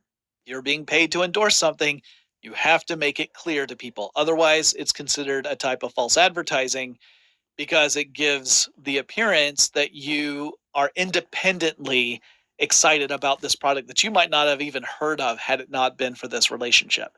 So that's a big no-no here in the US, is not. Okay, you created that, you made it that, you did that, now you're blaming that, and you're doing that. Okay, now the person has created in their mind to decode, bucode, barcode, understanding. You understand? And it's gonna go on for future days and days, and you'll take forever, right? For war crimes, you take it for days, future, and a whole lot. You understand? For everything that is combining in your mind, understanding what you are, who you are, what you're doing, everything. We understand you got money, you're famous, you're doing this, you're doing that. Where is technology moving, or R, or A, or whatever, cyber or no cyber, extraterrestrial, God or no God. You understand? That's what we're talking about. Why do we have to die? Because our stupid mind doesn't combine to fix this computer, doesn't fix this security. We feel violated. We are stupid. Share this, because this is Intermix Hector. This is Intermix Hector. And you can talk to me. You can do anything to me. You can create whatever. Do the clone. Hurry up. Do whatever you want. You understand? They seen you on the internet, and they seen your face.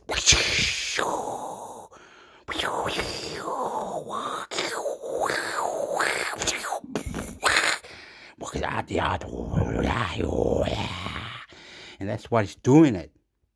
You are independently excited about this product that you might not have even heard of had it not been for this relationship. So that's a big no-no here in the US, is not acknowledging that there was payment exchanged for that endorsement. Some of the celebrities named in the operation have already agreed to hand back the money that they had been paid to endorse the crypto tokens in the first place. There are a couple of holdouts whom I expect will discover the government would very much like to have a talk with them. I haven't covered stories about tech companies cracking down on remote work for a while, largely because a lot of the big companies have essentially put in tough restrictions or have just outright denied work from home approaches. But platformers Zoe Schiffer reports that Apple is taking steps to keep tabs on employees to make sure they come in at least 3 times per week by monitoring their employee badge activity. So like a security badge when you tap in, or in some cases out of a building. I don't know if Apple requires you to tap in and out. I remember back in the day Discovery did, which became a big deal because when we would visit Discovery, back when I was part of How Stuff Works got acquired by Discovery for a while. How Stuff Works still had security, but a less thorough security approach where, let's say that I was arriving at the office with my arch nemesis, Ben Boland, I might tap in and then both of us just walk in. At Discovery, each person was required to tap in sequence. Like, it didn't matter if you all arrived at the building in a big group, you each had to tap in. I assume Apple is the same way. So now, according to Schiffer, Apple is tracking that data. And if someone is not tapping in and out 3 times per week, they get a warning. And if they do it again, they get an escalating warning, which presumably ultimately leads to some form of reprisal. So that's fun. Nothing like being monitored at work. It's the best. It really helps drive up productivity. Now, I will say that my guess is that in the current work environment where you have so many big companies laying off thousands of employees, I mean, I think even Indeed, a company that's meant to help people find the right... Okay. Many companies in the world are not liking their own workers, so they getting rid of some of the workers on that part of the company. All right? And how do we fix this? You get new workers and you track them, make them sure that they come to work, they don't have coronavirus, they don't have this, they got a chip or something, or they got a machine, or they go through this, and they know where, who, what comes through and who doesn't, right? The same with the airport. Why don't they do that? Why don't they kill the coronavirus? Why don't they help YouTube? Why don't they help the bloody internet? Why don't they feel better? Because you are easy to die. The machine, computer, cyber, extraterrestrial are way better than us. They got more technology. You understand? They do whatever to make you feel uncomfortable, make you feel bad, make you the bad guy, right? When they say, I love you, Joe Biden, I love you, Joe Biden, then no one cares. I love you, Philippines, I love you, Germany, I love you, Chile, I love you, Australia, I love you, New Zealand. They don't care, mate. They don't care who, whatever. As long as you break the rules, they strike you like you are the bad guy. You get scared. You feel bad. You understand? Why do you have to have a love and hate relationship? Because number one, number two, number three, you understand? It's very bad for you, motherfucker. That ain't good, man. That ain't good. That you feel disgusted, naughty, stupid, and don't feel safe. Your whole situation is walking outside to see others, to be others, on the name of God, Jesus Christ died for us on the cross, Buddha, Muslim, Israel, who knows where we are, how we are, where we at, do this, do that. You have to love me, I love you, thank you. Environment where you have so many big companies laying off thousands of employees. I mean, I think even Indeed, a company that's meant to help people find the right kind of staff, they laid off a couple thousand people recently, like 15% of their staff. When that's the kind of lay of the land, I imagine there are a lot of employees who don't feel comfortable advocating for remote work solutions. And so they will do their best to conform with these kind of policies where you have to come in a certain number of times per week. But yeah, it's not a good look. But again, the work environment being what it is, I don't know that people feel like they have a lot of alternatives. The United States Federal Trade Commission, or FTC, is really stepping up recently. The reason I say that is that The Verge reports that the FTC is saying subscriptions should be just as easy to cancel as they are to initiate. Now, I'm sure a lot of you have encountered the experience of needing to cancel a subscribed service. Maybe it's your ISP, maybe it's a phone plan, maybe it's a streaming subscription, or, heaven help you, it's a gym membership. And you've probably encountered a situation where you had to go through like a wild goose chase just to get out of this stupid subscription. I'm actually reminded of when Ryan Block tried to cancel his service with Comcast, and he was put through a ridiculous routine, which he recorded and then later shared online back in 2014. And just as a personal anecdote, when that story broke, I read about it. They did. Okay, you subscribe to whatever website, you subscribe to Down the Road mechanics thing, and they put you in the computer, you subscribe to your medical, you subscribe to this, to kill your data, to kill everything. Hardcore, motherfucker. Hardcore, right? Amazon, hardcore to get out of it. Google, hardcore to get out of it. Everything's hardcore. We need to find out that we want to do what we want to do. Mi amigo, comprende? Know this shit that you don't let us get out of it and delete our information. That is wrong. This is incredible, man. Initially identify it as Ryan Block. So I read, and it's like, well, man, this poor guy, he was really just run up the wall with the sales representative. I can't believe it. And then when I found out who it was, I laughed and laughed because I don't know Ryan personally, but I've known his wife for like a decade. So when I found out it was happening to someone, that I kind of know, it got particularly absurd to me. Anyway, the FTC wants that kind of stuff to be buried in the past and for companies to adopt a click to cancel policy that makes getting out of a subscription way less of a hassle. It's supposed to be just as easy to end a subscription as it is to start one. And since I don't think companies are going to want to make it more challenging to sign up for a service, the harder it is for you to join a service, the less likely you're going to do it. Like, you might be convinced at first, oh, yeah, no, that doesn't sound bad. I'm in.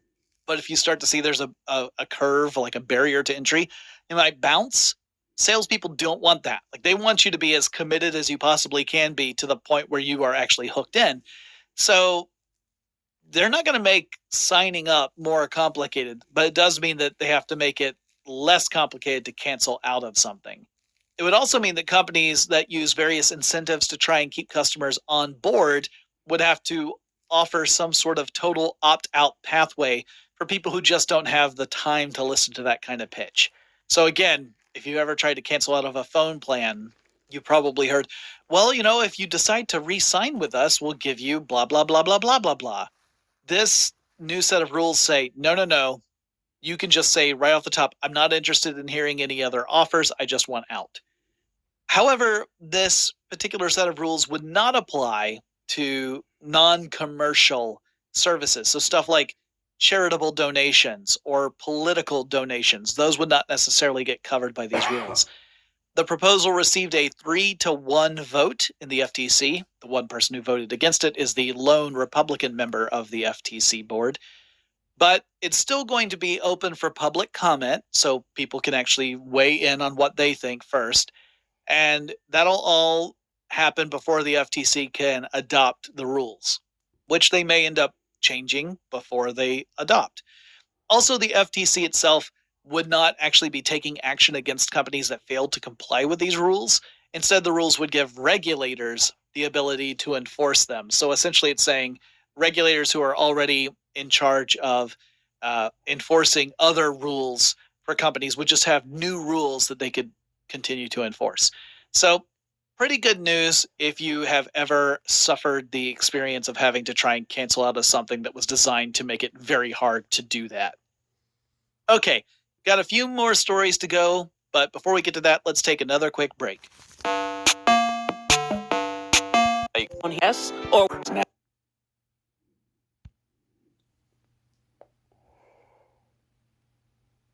Our radio app, Apple Podcasts.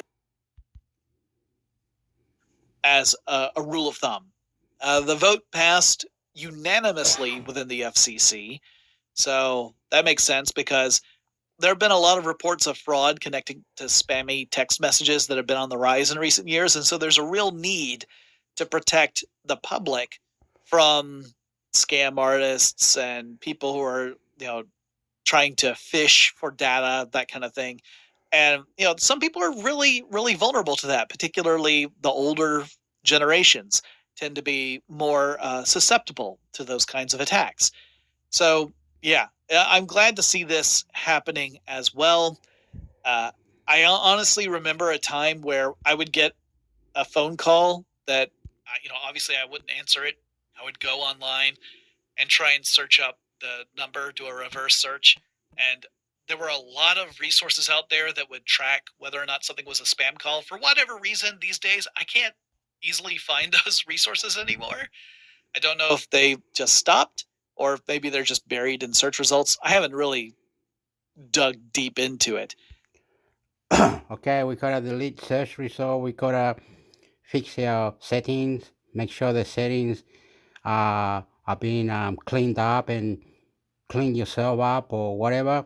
You will understand that this will happen very, very quickly, often, and changing your password so often and doing things clearly once in a while. You will see yourself, not just you, other people that will love you and will understand that, oh wow, this person has potential, has ideas, but he's not smart enough to do all this because he needs someone next to him to feel safe.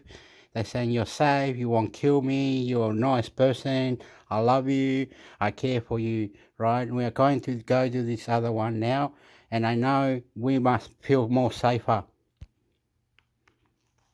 SBS live streams and podcasts are inclusion-program.com.au. You're listening to SBS On The Money with Ricardo Gonçalves. Hi everyone, it is your daily 10-minute business and finance news wrap for this Tuesday, the 28th of March 2023. Later we'll speak with Wavestone Capital's Catherine Allfrey about the day's market action, including the lithium sector. It really was a standout. One stock there rising 68% in just one day. But first, we'll start with some economic news, and that of retail sales, which rose 0.2% in February, $35.1 billion spent. But there are signs of a slowdown, which the RBA will have to take into consideration before its April board meeting on Tuesday next week. For more, I spoke earlier with Katrina L. She's a senior economist at Moody's Analytics. So the Australian consumer is under a lot of pressure at the moment, and this latest retail data really confirms that. And it's not surprising that we're seeing households retreating on spending because they're dealing with inflation still remaining at multi-decade highs, and the Reserve Bank of Australia as well continuing to lift borrowing costs. To what extent are they moderating in sales? So the monthly retail trade data has been quite volatile, since late last year. But if we strip out some of that volatility, the underlying trend is one of weakness, and we are seeing, more clearly the discretionary spending items are particularly weakening as well. So households are not coming out there with the exuberance that we saw, say, early in 2022. They've definitely pulled back on that, and we expect that trend to continue through the first half of this year and into late 2023. You mentioned those household goods type of items, but what about your essentials, things like your food? At the same time, we're seeing people eating out at record levels. They're still spending something like $5.24 billion going out. On food, a record $13.6 billion. So the question is, to what extent do you think inflation is factored into that? What about the volume of the numbers of goods and services being bought?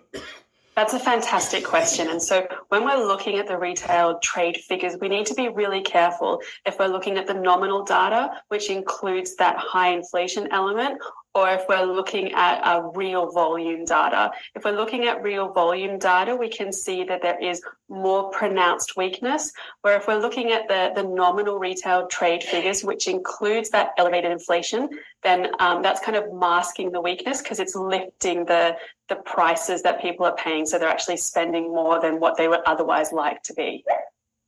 Finally, we know that this is one of four key pieces of economic data the RBA said it will consider when looking at interest rates in April and a potential pause. What do you think it means for an April meeting?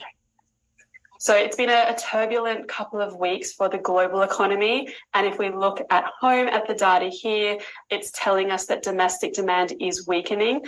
So we've got the weaker consumer in particular. So our expectation is that the RBA will pause in April, but we're still looking at one more 25 basis point hike coming in May or June, and then that'll be the peak of the cash rate. And then they'll hold it steady through the remainder of this year at that 3.85%.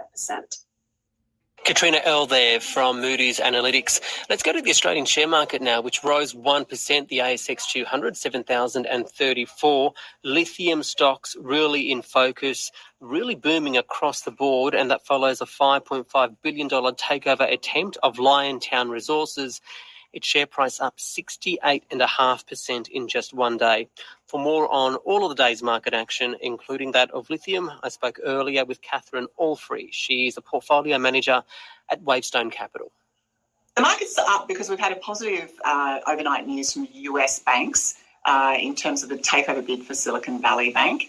So we've had no more bad news from that sector overnight, so that was clearly a positive lead. And then, of course, this morning we had a takeover bid for Liontown from Albemarle, one of the largest lithium players globally, and they're making a $5.5 billion takeover bid for Liontown. Let's break those two things up independently. First of all, in the US, as you mentioned, one of the nation's largest regional banks, First Citizen, is buying a part of the collapsed Silicon Valley Bank. We're hearing a lot about how global authorities think that the banking system is solid around the world. But is there anything that actually concerns you as an investor? Well, look, clearly interest rates have moved significantly and things are starting to break. So we've seen that in the banking world, and now the effect is going to come through into the real economy. What are people concerned about? They're concerned about commercial real estate.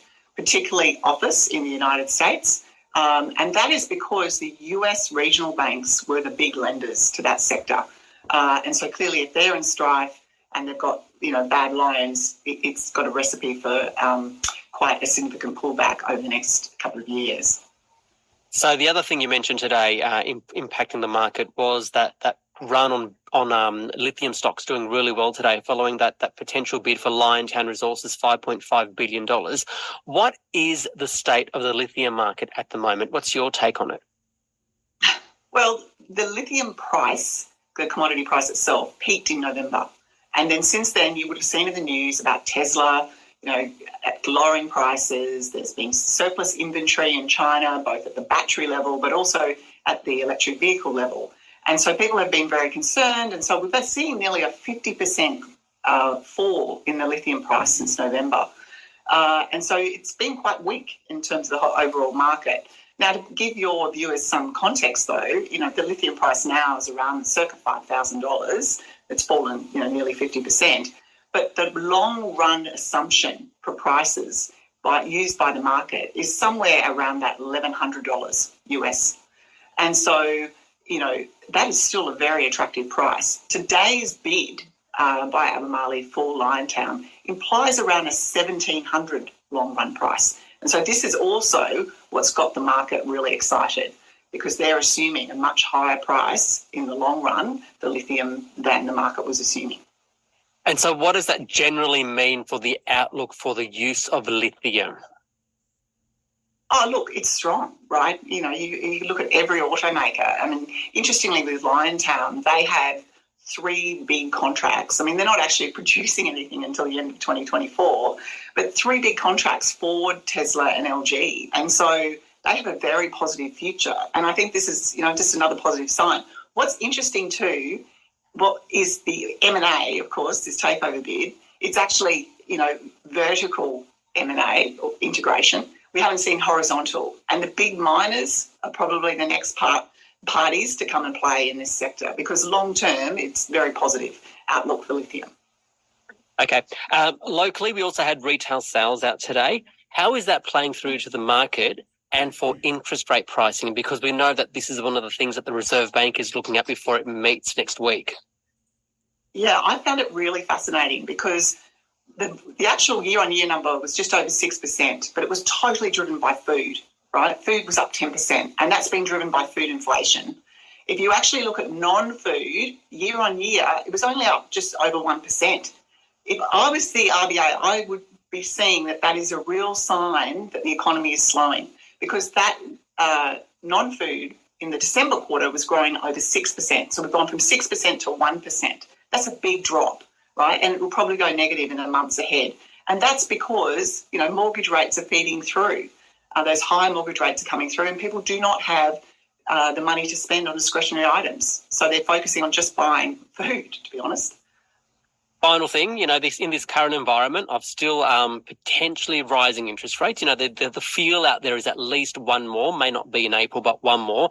Still, inflation's a problem. Where are the opportunities for investors, or are there any sectors that you like right now? I think at the moment you've got to be diversified. It's a very macro-driven market. You've got to have plenty of cash to take care of bargains. You've got to be quite selective in terms of where you want to play. In terms of Pacific stocks, I've got to be really careful because my clients will kill me in terms of if I'm front running. There's things that we're interested in. We've started, we have actually started buying a few on lithium name. We have also topped up an IAG. We're steered clear. We're unders on the banks. So that hasn't hurt us on a relative basis in the last last few weeks. So that's been good. We've done very well out of the zero pop over the last couple of weeks, a couple of months as well. This SBS On The Money podcast is provided for informational purposes only. Okay, I'm going to say something. In Australia, we're not very powerful. We've never been powerful. We're not powerhouse. We're not doing what we wanted. We just had an election. we have an argument in the parliament. We got towns under floods because the water wouldn't go out down the drain. We're having a lot of troubles, but we still love you, China. You're saying that you kind of attack us because we bought nuclear submarines or whatever it is. Anyway, we're going to stop this. And I'm intermix Hector from Australia, and I'm Chilean. And yes, us will die because we don't know extraterrestrial or any other power or things. We got lithium, we got things here, the mining and all that, but we're not very, very, very powerful. All right. Our dollar is 78 to 75 to the American dollar, which is good. Chile, in my country, Chile, the peso is like 37 cents to the dollar, and the dollar there is like 800 and something hips is high, very high. Everything's high in Chile. Here is a little bit less, but still high.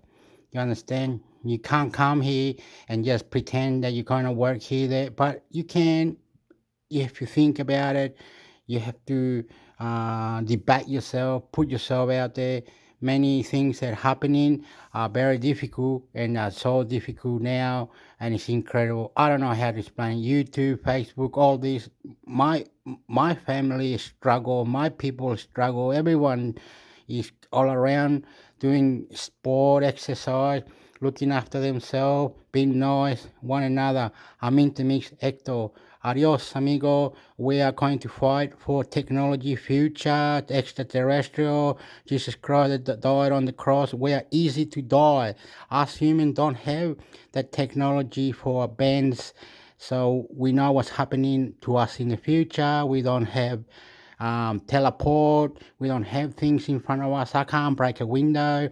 I can't just make something and manifest or whatever it is.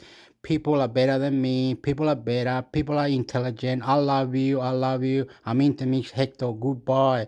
Intermix Hector. Goodbye. Yes, YouTube. Subscribe.